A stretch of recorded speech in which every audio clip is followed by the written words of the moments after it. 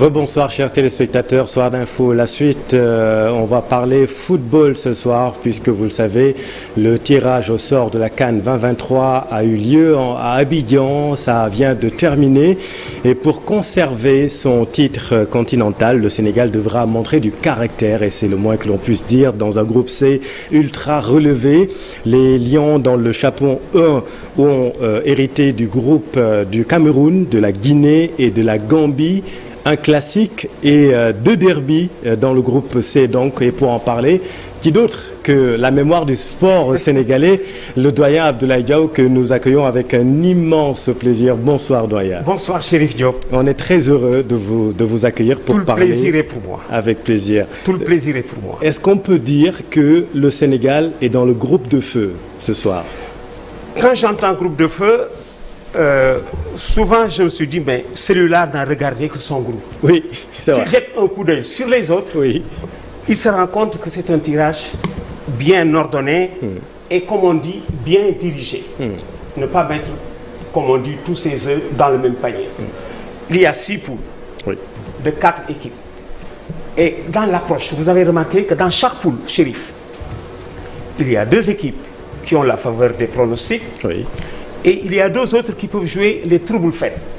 Tellement vrai que dans les poules en phase finale, généralement, chez les équipes qui ont préjugés favorables, l'une d'elles peut ne pas passer. C'est vrai. Parce que les équipes qui jouent les troubles faits arrivent dans les matchs beaucoup plus décontractés. Oui. Dans notre poule, Sénégal et Cameroun ont préjugés favorables. Oui, naturellement. Bon. Oui. Sénégal et Cameroun ont préjugés favorables. Tellement juste, Chérif.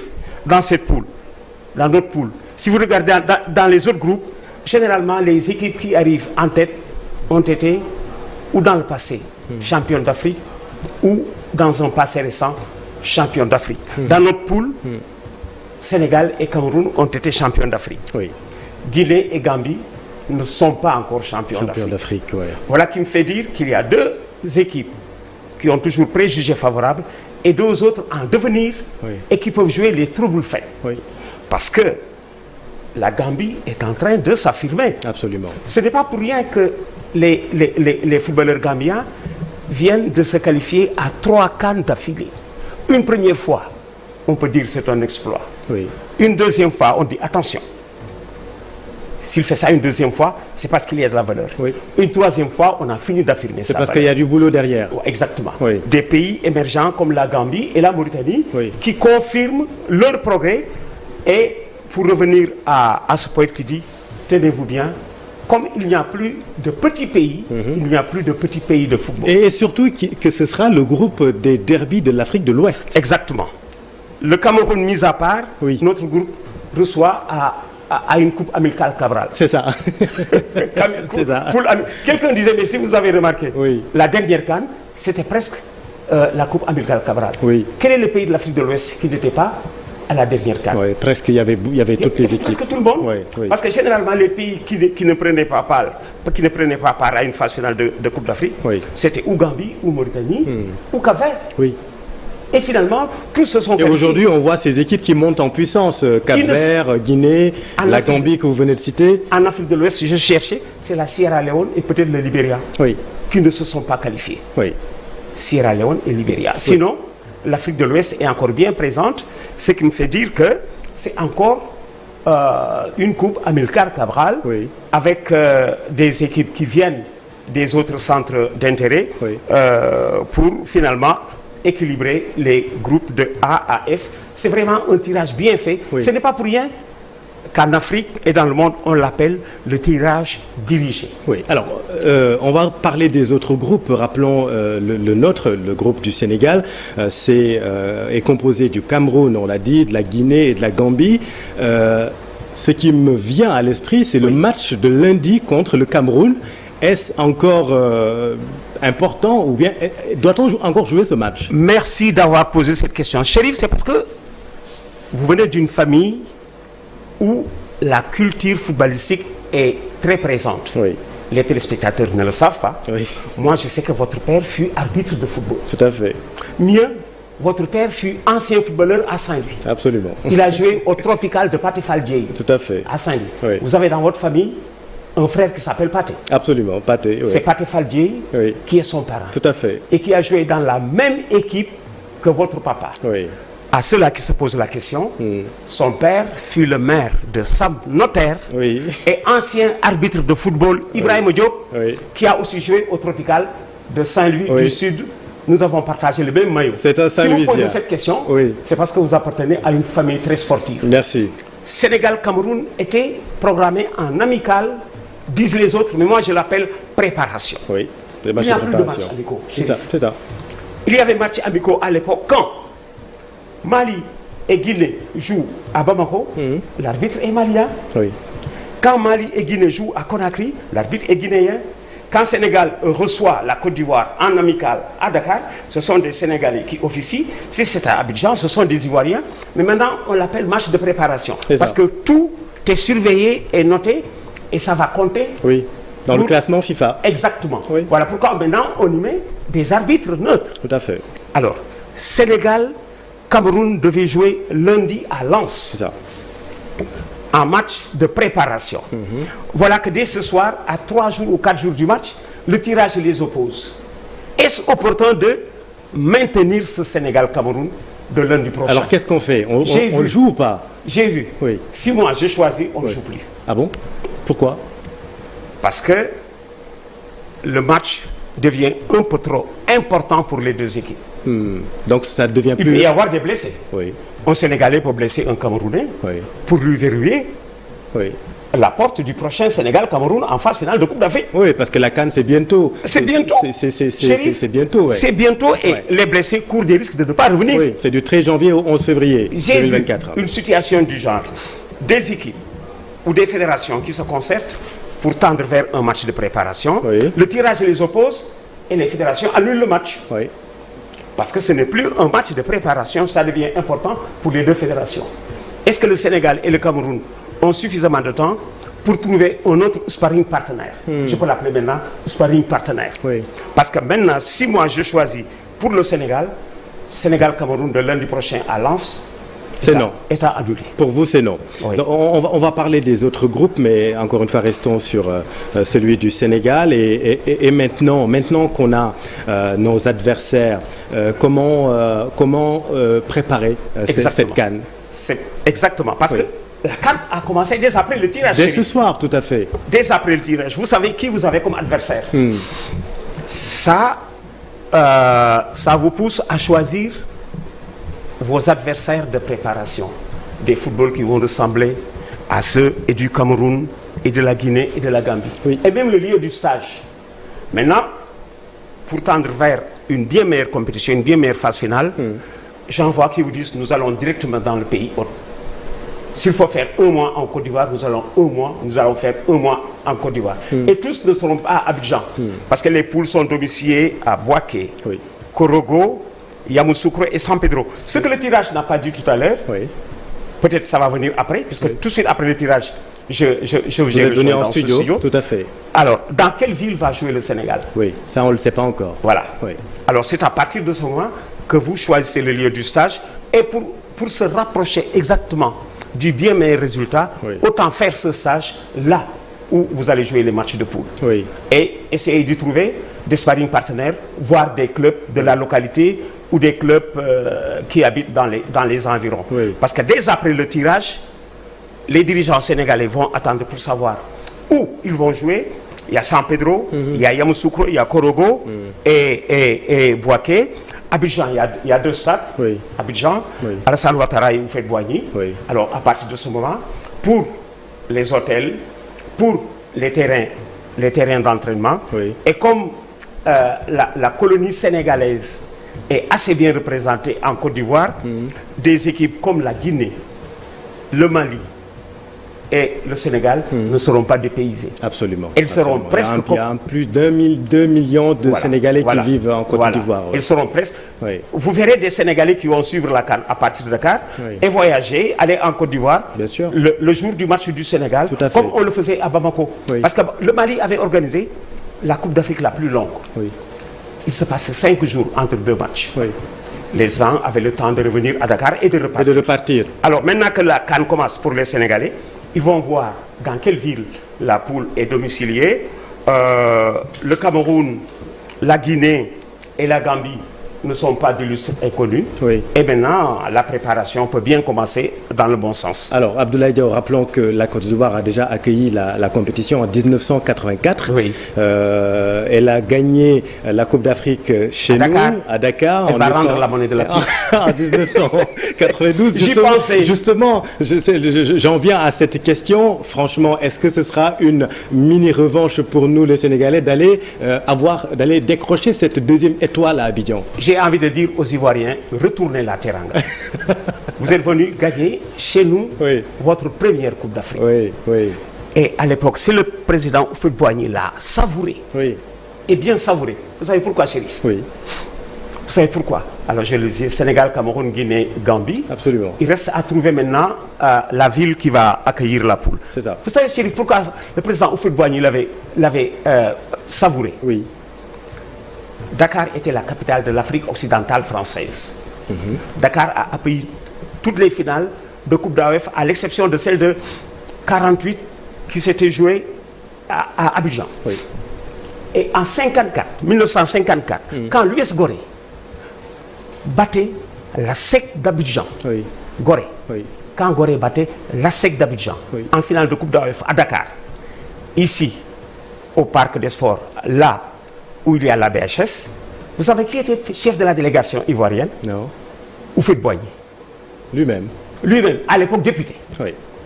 Houphouët-Boigny était chef de la délégation. Il a regardé les Abidjanais, la SEC, perdre 7-0 devant l'US Gorée. 7-0 devant l'US Gorée. Oui. Et c'était lui le chef de la délégation. Oui. Quand la Côte d'Ivoire est venue gagner à Dakar, nous sommes en 1954, quand en 2002, la Côte d'Ivoire vient gagner sur les lieux où elle avait essuyé un camouflet de 7-0, Houphouët-Boigny saute de joie. Oui. Là où il a été humilié. Et il avait accueilli effectivement les éléphants à Abidjan en grande pompe. En pompe, beaucoup d'argent, a offert des maisons. Et au fond de lui, nous avions compris pourquoi. Il leur a dit, maintenant vous avez grandi. Avant vous étiez des éléphantaux. Maintenant vous êtes des éléphants. Alors maintenant il faut retourner la Teranga. Ils sont venus chercher leur première Coupe d'Afrique contre le Ghana d'Abedi Pelé qui n'avait pas joué la finale. Qui n'avait pas joué la finale. Absolument. Ils sont à 2 sacres contre 1 comparés au Sénégal. Alors qu'ils nous permettent d'égaliser vis-à-vis de leur football à 2 partout chez eux dans les semaines à venir. Alors, on a envie de cette deuxième étoile, mais tout le monde nous attend. Comment éviter l'excès de confiance? Parce que nous avons les meilleurs joueurs, on peut le dire sans quand même faire la fine bouche, mais comment garder les pieds sur terre, y aller avec beaucoup d'humilité et décrocher cette deuxième étoile? C'est vrai, nous serons attendus. Mais moi, je préfère ce statut-là plutôt que celui d'outsider. Ils voudront tous faire un bon match contre le Sénégal. Le Sénégal est l'équipe championne d'Afrique en titre. Auréolé de gloire, il va débarquer en Côte d'Ivoire dans la défense de son titre. C'est plus difficile, Chérif. Nous sommes dans une situation plus difficile que celle-là antérieure. Et on est attendu parce que c'est carrément le football sénégalais qui a le vent en poupe. Au-delà de l'équipe A, on a aussi ces belles victoires derrière. Les malentendants viennent d'être en demi-finale de s'aligner en demi-finale de Coupe du Monde. Bien sûr, Et pour confirmer, les barons précédents et qui ont en amont étraîné notre CAN de 2022. Alors, maintenant que nous y sommes, le statut a changé. Il est plus facile de devenir champion que de rester champion. D'accord. Il est plus facile de grandir que de rester grand. C'est vrai. Maintenant, il y a un travail de sape à faire vis-à-vis des joueurs. Regardez, à la dernière CAN, Chérif, nous avions la meilleure défense. Mais en vérité, ce n'était pas notre défense qui avait cette valeur. C'est que les autres ne nous attaquaient pas. Parce qu'ils avaient peur. Regardez, nous avons débuté de façon poussive. Nos 2 premiers matchs, je crois, Zimbabwe, on a gagné sur un pénalty de Sadio Mané. On a été tenu en échec par la Namibie ou encore un football considéré comme en devenir. C'est ça.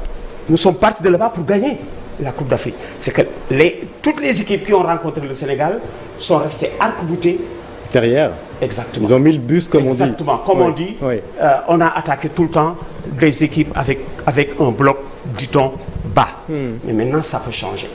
Ça peut changer parce que nous serons à l'extérieur, encore à l'extérieur, et que l'adversaire qui joue le Sénégal voudra lui faire échec.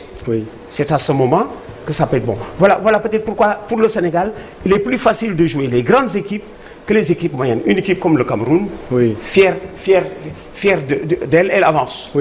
Les grandes équipes, Cameroun, Égypte, Algérie, elles avancent devant. Est-ce à dire qu'on est meilleur dans la peau d'outsider? Oui. Quand on n'est pas donné favori, on est meilleur. C'est quand on n'est pas donné. Regarde, le dernier feu d'artifice, quand vous entendez Sénégal bat Brésil 4-2.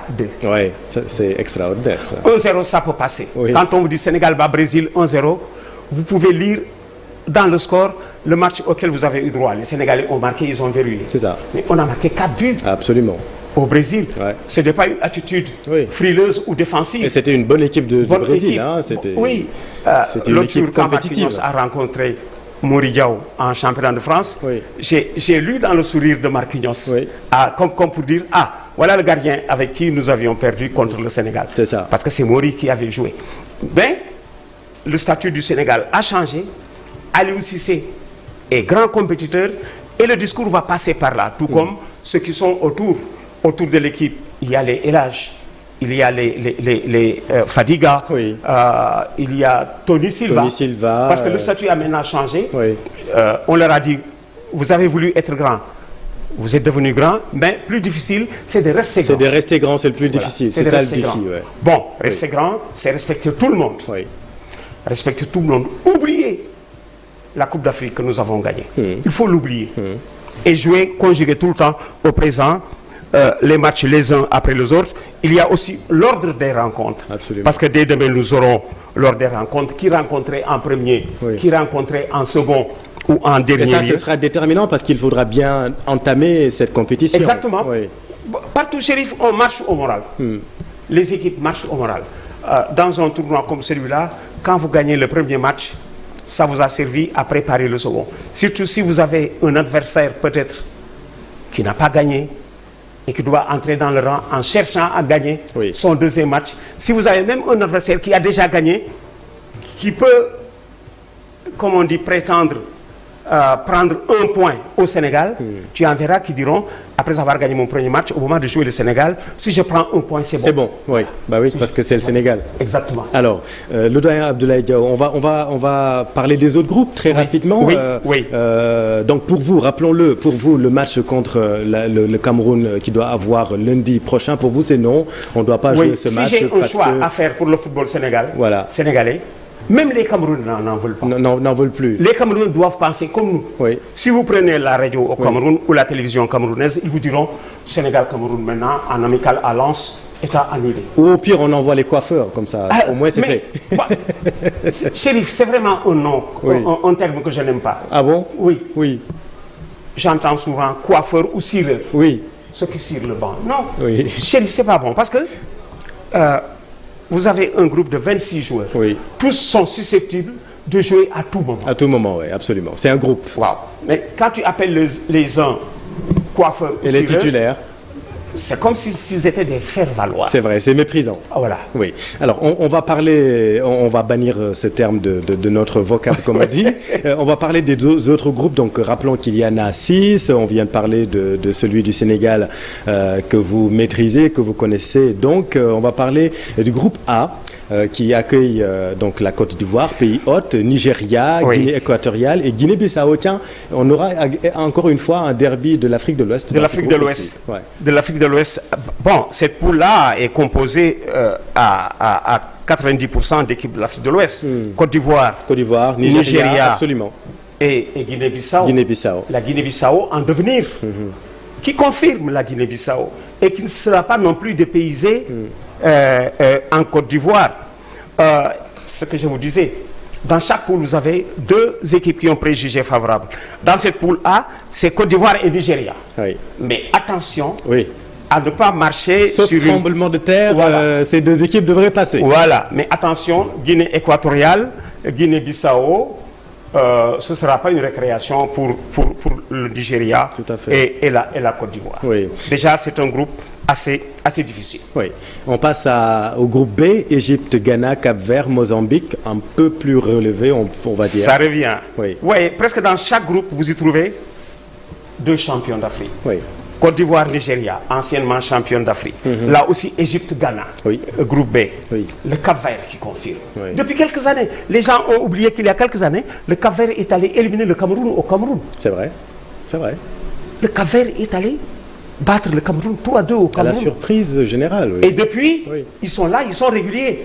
Bon, le Cap-Vert, nous avons nos Français, eux, ils ont leur Portugais. C'est vrai. Quand vous les regardez jouer au Portugal, vous croyez que ce sont des Portugais, ce sont des Cap-Verdiens. Tout à fait. Ils tiennent une bonne équipe. Là aussi, il y a le Cap-Vert et le Mozambique qui est empêcheur de tourner en rond. Oui. Là aussi, vous avez 2 favoris. Oui. Égypte, Ghana. Cap-Vert, Mozambique, vice-championne. Voilà. Cap-Vert, Mozambique, trouble fait. Parce qu'il y a ce progrès qui s'est généralisé. Toutes les équipes ont fini d'afficher une maturité tactique. Absolument. Et le football est le seul sport au monde, où vous pouvez battre une équipe qui est meilleure que vous. Qui est meilleure que vous. Qui vous est supérieure. Absolument. Vous marquez en premier, vous savez ensuite ce qui va se passer. Oui. Je marque en premier, je reviens derrière, je mets un bus devant mon but, bloc bas, et je fais la chasse devant. Et comme vous avez la possibilité de procéder à 4 changements, si vous tombez sur un entraîneur futé, il défend, et les changements ne seront que des attaquants. Tout à fait. Pour jouer les contres. Tout à fait. Donc attention à ces équipes. Quand elles vous mènent au score, vous courez des risques de ne pas revenir. Donc sur le papier, dans le groupe B, on peut cocher Égypte et préjugés favorables. Égypte et Ghana. Oui. On va passer au groupe D maintenant avec Burkina, Mauritanie, Angola, Algérie. Là également. Une seule équipe est championne d'Afrique. Oui. C'est l'Algérie. C'est l'Algérie, oui. Le Burkina était, il n'y a pas longtemps, en demi-finale ou en quart. Je crois en demi-finale. Quand nous gagnions notre quart, je crois Burkina Faso, oui. C'est un bon football. Oui. Très dur, très âpre. C'est un bon football. Un football de duel. Quand le pays a changé de nom, les gens ont cru que c'était des nouveaux dans la ronde. Oui. C'est ce qui avait trompé dans le monde quand la Yougoslavie est passée en partie Croatie. Croatie, c'était l'ex-Yougoslavie. On les appelait les Brésiliens de l'Europe. Oui. Et aujourd'hui, la Croatie est régulière en demi-finale de Coupe du Monde. Oui. Alors, avec le Burkina Faso, anciennement la Haute-Volta, nous étions dans la même ronde en Afrique de l'Ouest en 1947. Nous avons pris ensemble le départ. Et, le Burkina s'appelait Haute-Volta. Bon, je peux dire que c'est une vieille civilisation du football. Voilà pourquoi il faut s'en méfier. Après l'Algérie, c'est le Burkina qui fait figure d'épouvantail. Mais attention à la Mauritanie. À la Mauritanie qui monte aussi. Oui, qui monte. Et qui vient d'aligner, je crois, 2 ou 3 CAN d'affilée. Absolument. Ce n'est pas le fait du hasard. Il y a de la valeur en Mauritanie. D'ailleurs, dans cette poule, la Mauritanie, pour parler des performances récentes, est un tout petit peu plus cotée que l'Angola. Oui. Dans l'ordre des valeurs, si vous mettez Algérie, Burkina Faso, c'est Mauritanie qui vient. L'Angola était absente de la ronde des phases finales depuis quelques éditions. L'Angola, donc, petit poussé du groupe D. Du groupe, derrière la Mauritanie. On peut le dire. Oui, derrière la Mauritanie. On va passer au groupe E parce qu'il faut que nous voir Olof tout à l'heure, mais on va terminer avec ces groupes. Donc le groupe E, on a Mali, Afrique du Sud, Namibie et la Tunisie. Vous avez aussi 2 football des champions d'Afrique. Tunisie et Afrique du Sud. Mais attention au Mali, qui tient l'un des effectifs les plus riches. C'est un réservoir de pépites. Mali qui tient... Mais Chérif, les gens ont oublié que le Mali s'est aligné en finale de Coupe d'Afrique en 72. Le Mali s'est aligné en finale avant nous, en 72. Le Mali, chaque fois il leur manque un rien pour aller à l'essentiel. Et jamais il n'avait été si riche en joueurs de valeur. Ils ont une bonne équipe. Et comme je dis, en Côte d'Ivoire, ils ne seront pas dépaysés. Oui, absolument. C'est une des équipes à domicile. Après la Côte d'Ivoire, Mali, Guinée et Sénégal sont des équipes. De même que Burkina, de même que Burkina. C'est toujours la région. De même que le Burkina. Absolument. Cette CAN-là, beaucoup d'équipes sont à domicile. Seront à domicile. Beaucoup d'équipes sont à domicile. Donc la Tunisie et l'Afrique du Sud. Oui. Mais attention à ce Mali-là qui est très fort, Oui. qui peut terminer premier du groupe. Oui. Le Mali, Dans ce groupe devant la Tunisie? oui, devant la Tunisie. Très bien. Le Mali est suffisamment riche pour battre la Tunisie. J'en suis sûr. Alors, Et la Namibie qui vient jouer les troubles faits. ouais.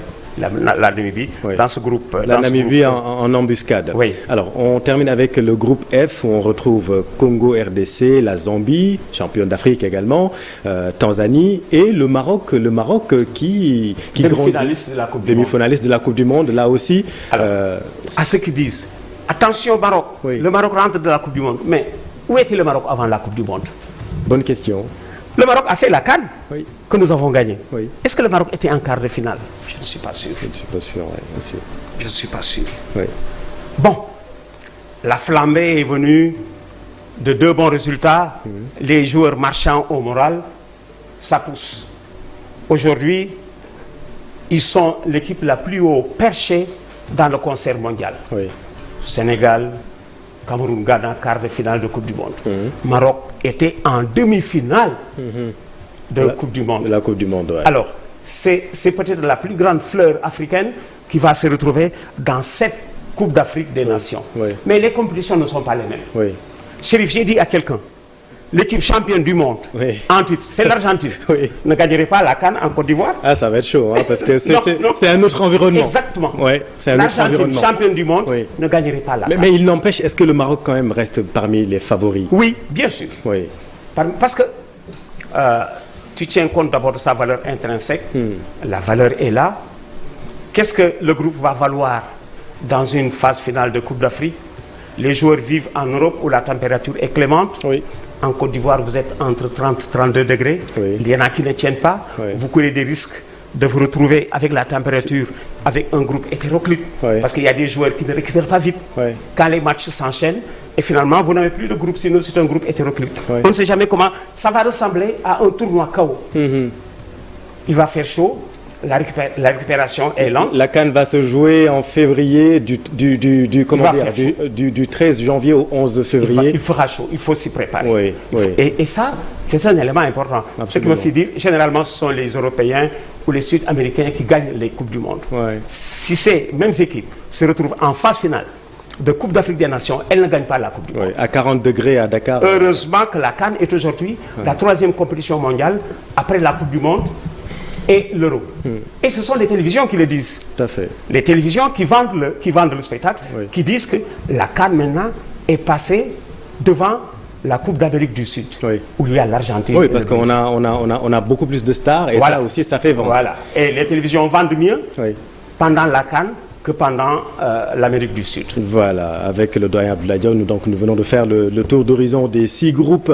Doyen, on va enchaîner ci wolof. Ci wolof, waaw, d'accord. Pour sunu mbokku téléspectateurs yi ni ñu suivre ñu doon faram-fàccee groupe CAN 2023 Sénégal mi ngi nekk ci groupe C ànd ci ak Cameroun, Guinée, Conakry, la Gambie moom la ci àndal. Mën nañu wax est-ce que groupe bu gën a tàng la doyen Abdoulaye Diaw?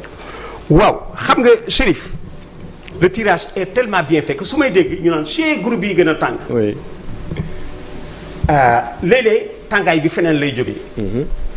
gisoo benn waay nee na boo nekkee phase finale de Coupe d'Afrique des Nations groupe yëpp marmite lañu amul roq bu sedd. Oui.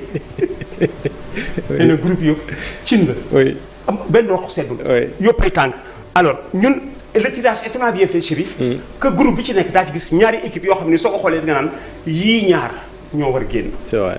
soo xoolee groupe A da nga naan bon Côte d'Ivoire Nigéria war na génn. B Égypte Ghana war na génn. C Sénégal Cameroun mais attention ci Guinée ak Gambie parce que Guinée xam nga lu ñu mën. pareel la. C'est vrai. Guinée. Oui. mais Chérif CAN bi def nañoo Guinée. Oui. lu ñu mujjee moom du 0-0. Ouais. 0-0 la ñu mujjee Guinée. Effectivement Guinée dañ ñu pareel ba pare. derby la. loolu la ñu mën. Oui. loolu la ñu mën. dañ leen amaat ba pare Gambie. tegle ñetti Coupe d'Afrique. di yoo dem xam ni dafa bokk. waaw. te Gambie avant mu laata ñëw en nation gars yi def ñu attention ci ni en Coupe d'Afrique club ci zone bi. Gambie dañ doon éliminer club bu Sénégal yi. waaw am na fi. Oui. entre Dakar et Banjul dañu doon éliminer. Oui. donc ñëw nañu. léegi ñëw nañu Gambie.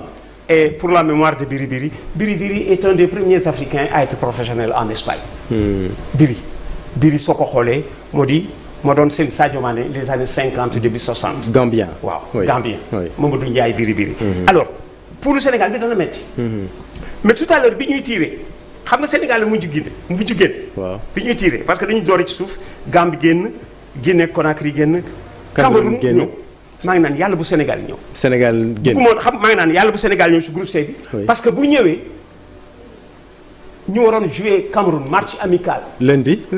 Wow. À Lens. Wow. Le match est menacé. kon match boobu pour yow waruñu ko jouer.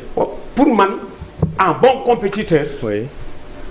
ba pare prudent waruñu ko jouer. te dama ko mës a gis feneen. waaw. dama mës a gis feneen d'ailleurs am na ñu naan match amicaux doo ko programmer tant que defuñu tirage. parce que léegi ni ñu programmé Sénégal Cameroun seen xel nekkul ci daje Cameroun en poule faf mu ñëw waaw. léegi comme on dit match bi dañ ko war annuler. mais bu ñu ko joué lan lay yàq.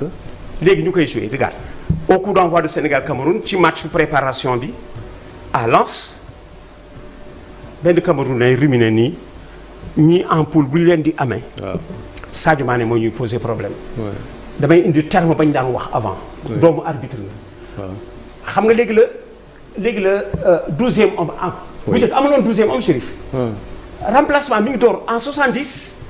1970 ci ngay gis ci nga commencé gis après 70. jour bu gaañu ñu remplacé ko. mais avant ku gaañu kenn du la remplacé ton équipe joue à 10. est-ce que. Cameroun la ñuy janoog Sadio Mané li ngay xamee ni. mooy sunu ku Sénégal rey moo la ñatt.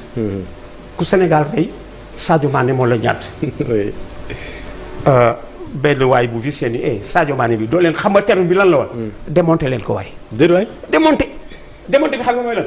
yàq oom bi wala genou bi. wala cheville bi. mu wóor la ni kii du dellu si fileeg 2 mois. parce que blessure xoolal Sadio Mané keroog bi muy blessé ci suñu kaan bi ko xaj ci coupe du monde bi waaw.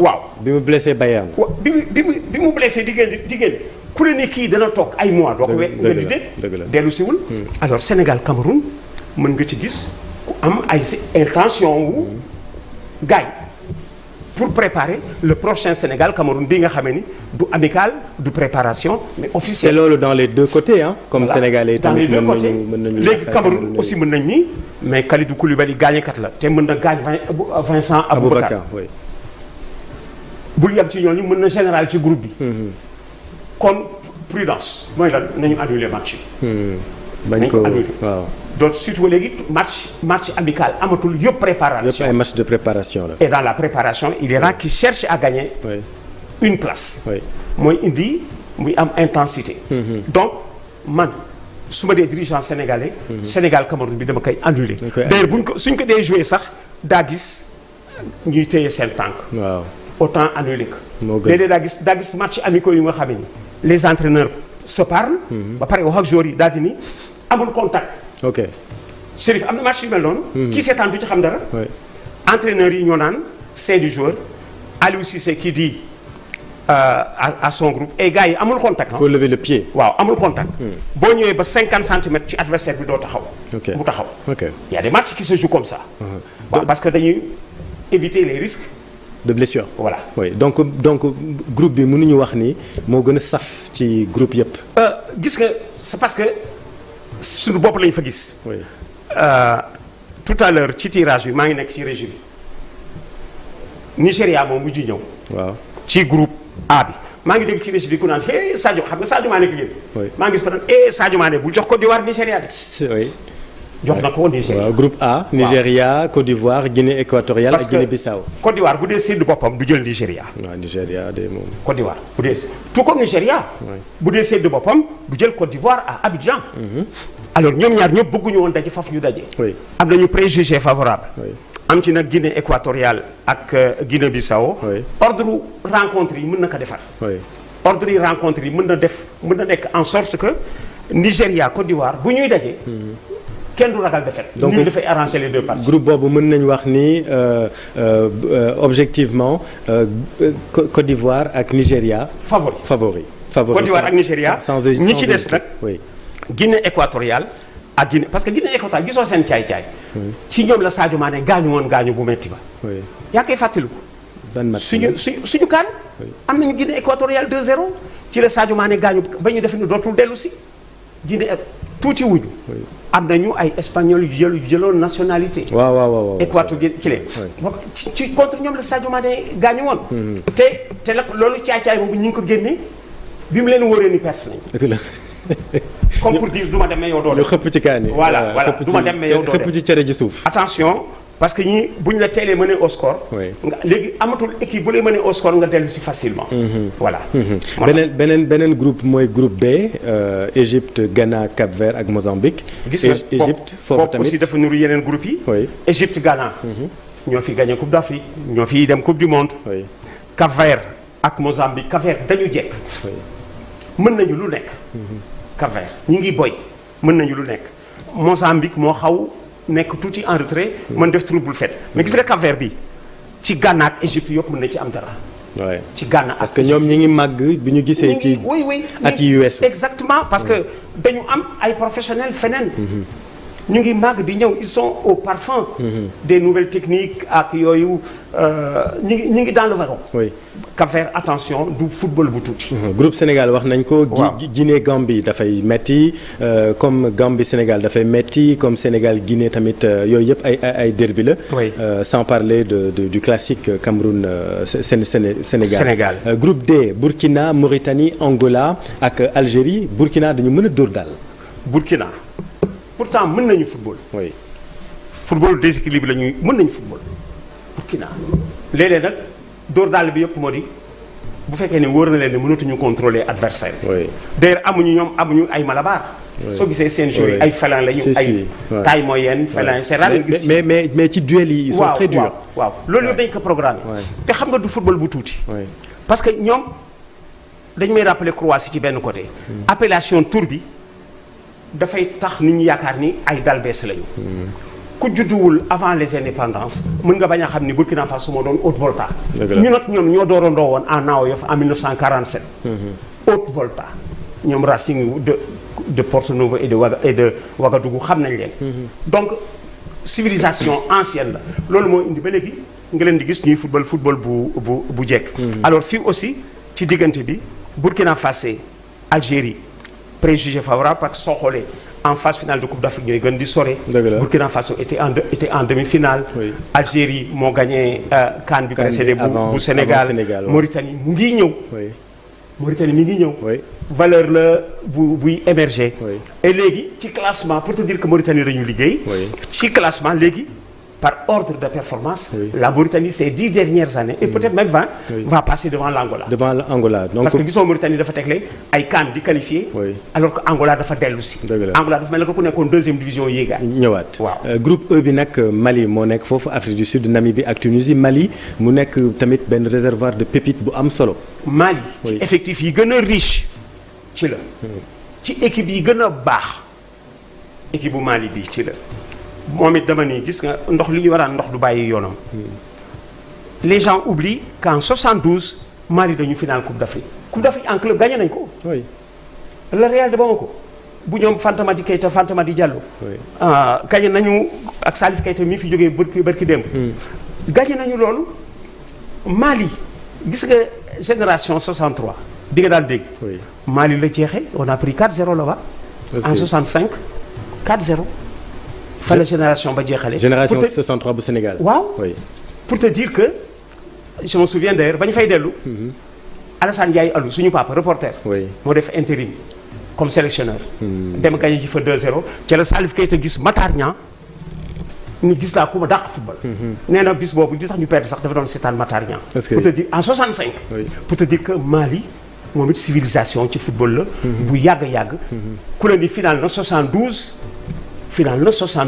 nga di kon yàgg di génn nag ay anciens professionnels. léegi nag dañu gën a riche ci ay professionnels. tellement juste xam nga tey jii bu ñu doon ko cok Mali organiser Coupe d'Afrique des Nations Mali lañ koy jox. ah bon moo ñu gën a pare. Mali ci stade waaw affaire u stade. Sénégal sax ñàkk na bi ñu bëggoon organiser. c'est-à-dire pour 2027. waaw ñun pareeguñu. Mali organisé na Coupe d'Afrique des Nations. ak ñaari stade de la capacité de Léopold Senghor ci biir Bamako. donc yow ci groupe bi Mali ngay teg devant Tunisie. Mali gisoo ci groupe bi. oui damay def Mali devant Tunisie Afrique du Sud ci sama pronostic. oui mën nañu ñëw ànd ak Mali. Namibie moo xaw langu tuuti. oui parce que xam nga équipe yi ay Namibie ak yooyu balaa ñuy gën a dangereuse fort dara ba pare soog a ñëw. soog a ñëw taxaw. waaw am benn nul wala benn victoire. waaw te ça mën na nekk à leur portée. parce que ci football rek ngay gis. nga gagné ku la mën. waaw ci football rek la mën am. dans les autres disciplines doo raw. football rek nga mën gagné ku la mën da nga koy sàcc dugal ko bii bi tax nga gagné ko ba pare nag làqu ji. dem taxaw parce que soo bëggatul dugal bi. commencé di tulli. waaw di nawetaan. di d'embarquer. oui soo bëggatul dugal bi. oui kenn du la dugal bi. ba tax na Mali je joue le Mali ci carte bi ci poule bi. oui Mali Tunisie Afrique du Sud xëccoo deuxième place qualificative. deuxième place beneen groupe bi mooy groupe F Congo RDC Zambie bi nga xamante ne gagné woon na. Coupe d'Afrique ak Hervé Renard. Tanzanie ak Maroc tamit xëy na ñëpp di ko xaar. waaw ndax moo nekk demi-finaliste Coupe du Monde. gis nga groupe bi ñetti champion d'Afrique a ngi ci Maroc a ngi ci Zambie ngi ci RD Congo ngi ci du temps de Congo Kinshasa et du Zaïre. mais ba léegi style baa nga fa RD Congo. toujours football bu léché Tanzanie moo xaw da nga groupe bi aussi xaw na metti parce que léegi dañ ci gis lu nga xam ni ñetti équipe lañu pour 2 places. Maroc RD Congo Zambie. dañuy ñetti équipe Zambie nga xam ne du ñu bàyyi parce que physiquement. dañuy taxaw ils vivent en altitude. c'est ça. gis nga athlètes yi ngay gis. ñuy raw ay Kenya ak yooyu. cardio bi day baax fa ñu dëkk la. Chérif cardio bi bu ñu wàccee au niveau de la mer mën nañ daw ba suba. dëgg la fa ñu dëkk la te nag fa ñu jëm température bi dana tàng. kuy manqué oxygène. doo faral di terminer match yi. bu baax Coupe d'Afrique bi door na. oui tey jii la door ci tirage. waaw moo tax foofu laay dugg pour préparation Sénégal tey ji nga xamante ne xam nañ léegi suñu groupe nan la ñu war a taxawee ngir mën a réussir Coupe d'Afrique. gis nga dirigeant sénégalais ya fa nekk. du ñu ñibbi si suba du ñu ñibbi si gannaaw suba. ñu ngi seet fu ñu jëm ndax dañoo des Abidjan parce que Abidjan mën na jël 2 poules. avec 2 stades. ndax dañuy dem Korogo wala Yamoussoukro wala San Pedro daañu ko xam. ci guddi gi daañu dem fanaani ca poule ba ñu jëm. dëkk ba ñu jëm. pour réservation hôtel ak même terrain d'entraînement. kan bi door na tey. te léeg-léeg partition dirigeants yi moo gën a metti sax bu joueurs yi. c'est vrai parce que les joueurs yi sont aux frais di jouer dirigeants yi ils font le tour. du pays. pour am loolu. heureusement que nous sommes assez bien représentés en Côte d'Ivoire parce que léeg-léeg Côte d'Ivoire dafay ñu Sénégal bis. dëgg la waaw am na Sénégal yu bari yu fay dund. waaw doo dépaysé Sénégal dëgg la waaw boo bëggee lekk daxin bëpp soo bëggee loo bëgg lekk rek. looy lekk Sénégal loo bëgg lekk ceebu jën mën nga ko doo dépaysé moom la ma waat daan wax ñu la taalaale am na sax Brésil taalaale alors doo dépaysé ba tax na Coupe d'Afrique bi Sénégal day nekk à domicile.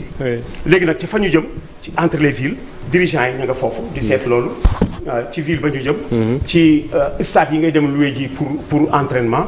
bon c'est déjà demain ah. rappelé nga léegi date bi. c'est du 13 janvier au 11 février. gis nga li ma la wax léegi dañ lay seen ngay présenter journal télévisé. xam nga je disais à quelqu'un Chérif. journaliste sportif. on ne le forme pas on le devient.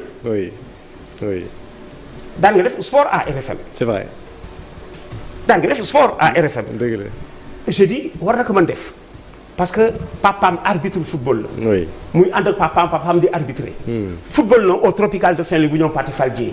wax naa la tout à l'heure Pathé Fall Dieye reporter.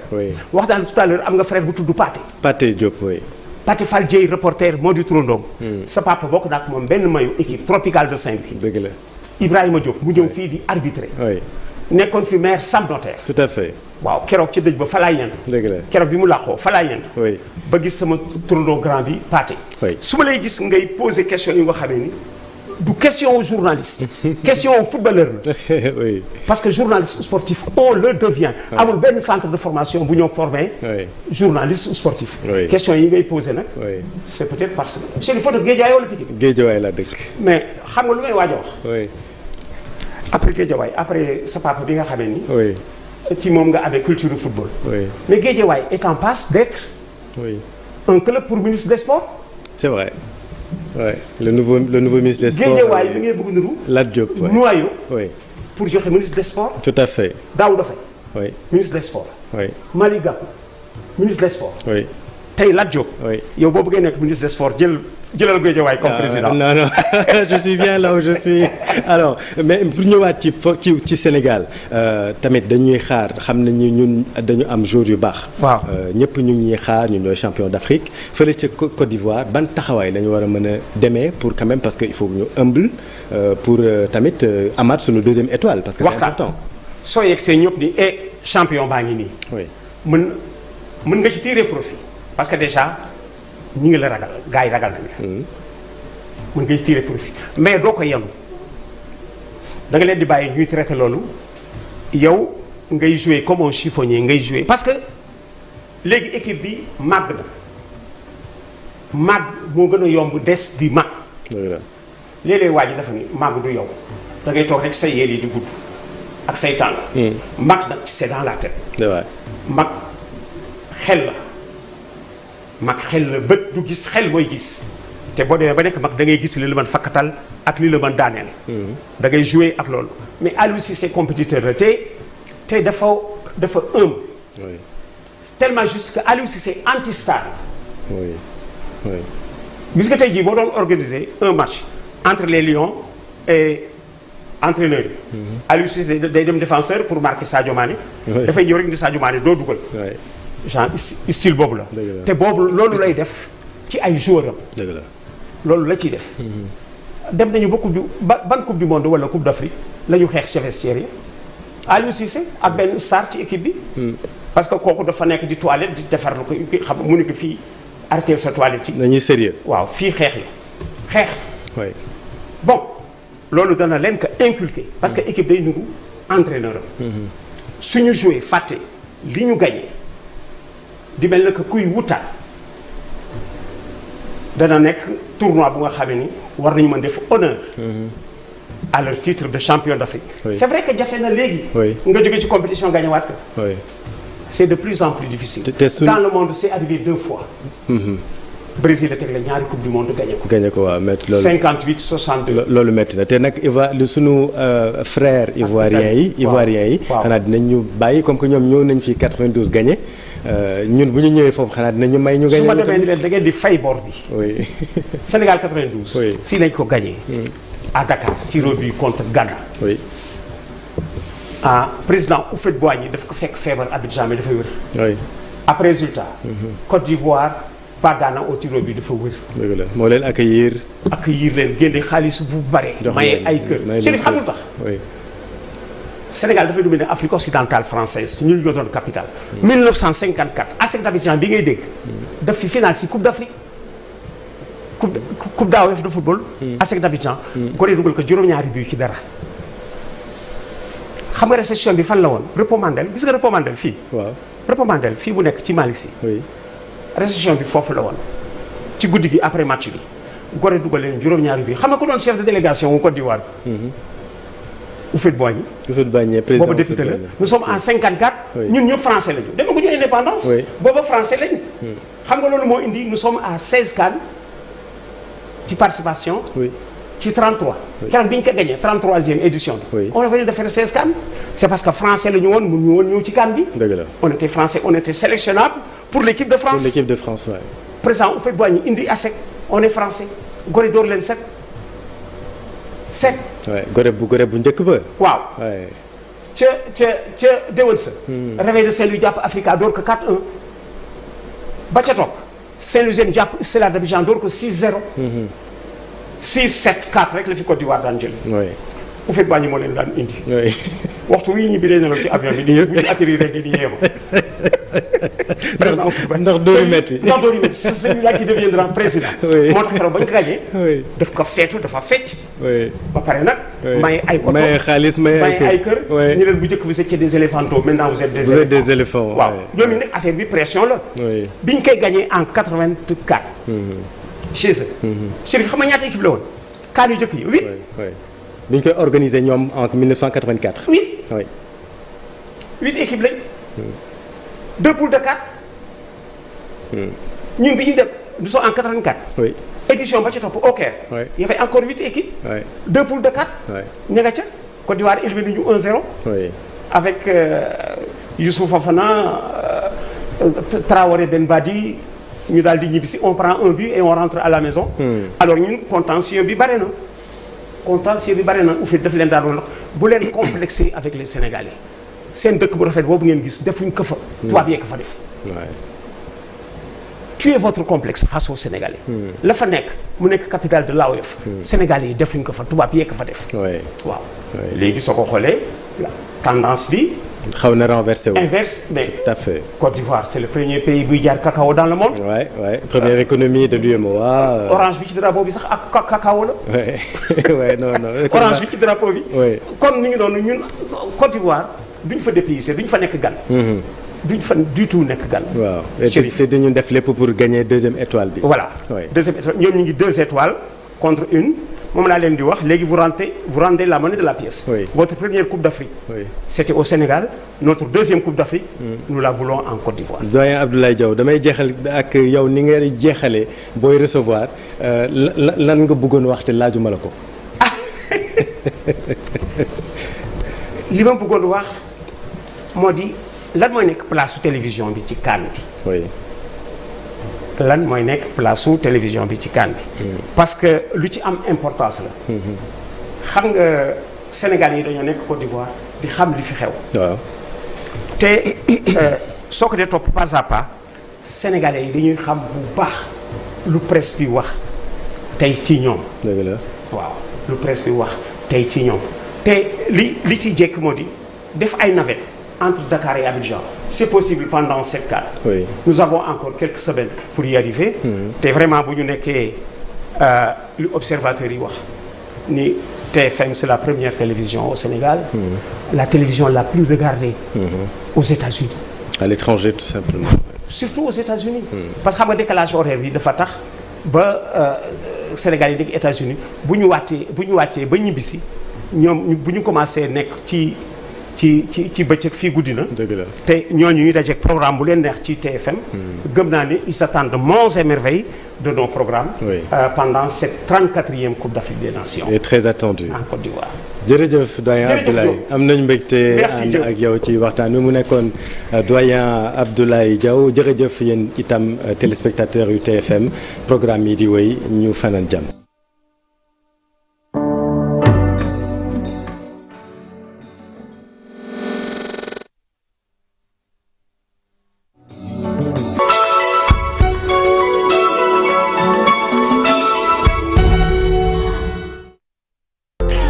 waajur bu nekk lu muy ñaan muy xëy di gis njabootam ci jàmm ak salaam nga leen di gis ñuy kaf di fo ak i reetaan waajur